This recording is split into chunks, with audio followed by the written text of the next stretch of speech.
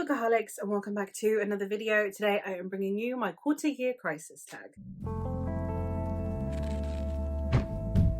The quarter year crisis tag is basically just me recapping and seeing how I've done in the first 3 months of the year. So without further ado, let's get into the questions. The first question is, how many books have you read so far? And as of today, which is the 12th of April, I have read 52 books, which is a lot. Question 2 is, have you already found a book you think might be a 2024 favorite? Yes, I have. I've actually found a whole series, which is the Dreamblood duology by N.K. Jemisin. I genuinely don't know if I prefer Dreamblood or if it's just recency bias that makes me at the minute think about it more than Broken Earth, but just solidifying N.K. Jemisin as one of the best authors in the genre for me at the moment. I love that series. I understand that that series is not going to be to everyone's taste, but it is to my taste very much. So I am really glad that I read that, and yes, it's definitely going to be a new favorite. The next is any 1-star books or your least favorite book of the year. For this one, yes I do. It's one that I suspected I wouldn't like, but picked up anyway, and that is The Black Prism by Brent Weeks. This is an adult epic fantasy that centers around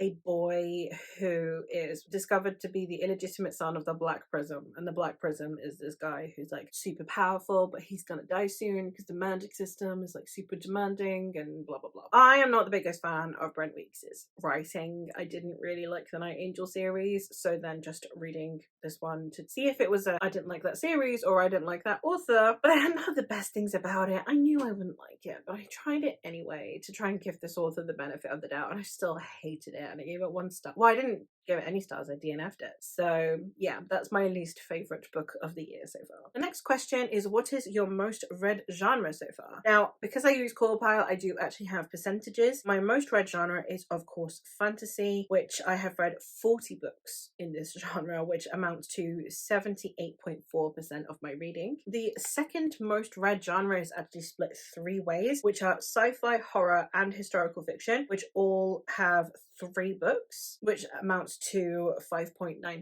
which makes total sense because I'm mostly a fantasy girly, but love to dip my toes into speculative horror, sci-fi, and then historical fiction. Like, they are definitely my secondary genres that I still absolutely love. So it turns out that I know my taste really well, and CawPile is reflecting that. The next question is, what is a book that surprised you? For this one, I'm going to go with The Hollow Places by T. Kingfisher, just because I didn't really know what to expect. I knew that it was horror. I didn't know what kind of horror it would be, and for it to then literally be absolutely hilarious, top tier. Turns out I love comedy horror, which is something I didn't know I loved. I think it's just the contrast of these really dark things happening and then something that is laugh out loud funny at the same time just absolutely gets me. It's not that I was surprised that I loved it, because I loved Nettle and Bone by T. Kingfisher. I was surprised at why I loved it. I was surprised that I loved it because it was funny, because I'm normally really picky with my humor. The next question is a book that's come out in 2024 already that you want to read but haven't yet. Now, I have done a video where I talked about all of these series that are concluding this year, that therefore I will be able to binge soon. I'm going to leave that linked because any of the ones that are a March or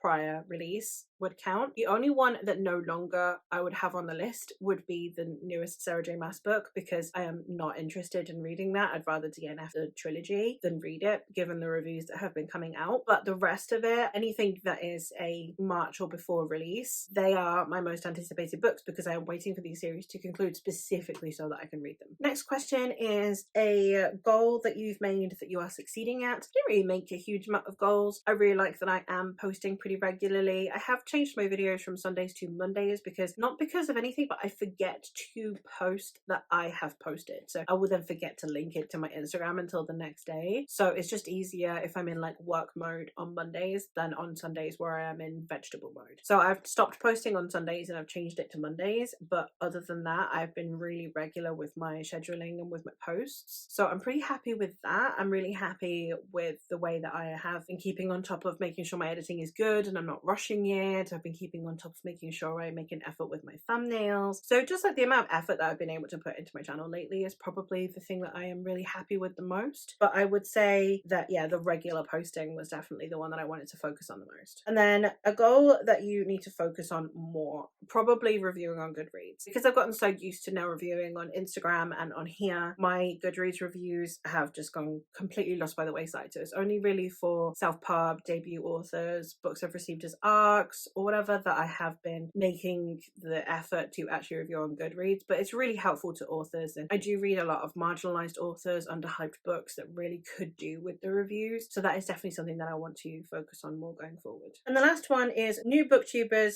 for 2024 that you would like to recommend. I have a few on here that I have discovered recently. The first one being Dolapo Adedokan, who is relatively new to YouTube and seems to have very varied and diverse tastes in books, and I am interested to see what they have to say about the books that they read as well. They have very interesting insights into the books. Another one that I have discovered within the last year, but definitely not just within the last quarter, is StoryTube. They mostly read fantasy, but they do also read crime, but their fantasy discussions are always really good, and they read really widely as well, which is really interesting, and they're not only reading the popular stuff. And the last one that I have is the Blurred Library, and they are a channel that really gets into discussions and breakdowns of stories. Like, there are books on there that are not of interest to me, but I am still interested in their thoughts on them, which I always think is a sign of a good reviewer. So yeah, definitely would check out any of those, and I will leave them linked down below. But that is all for this tag. So let me know how your reading year has been going so far. What's the best book that you've read so far this year? And that is all for me for today. Bye!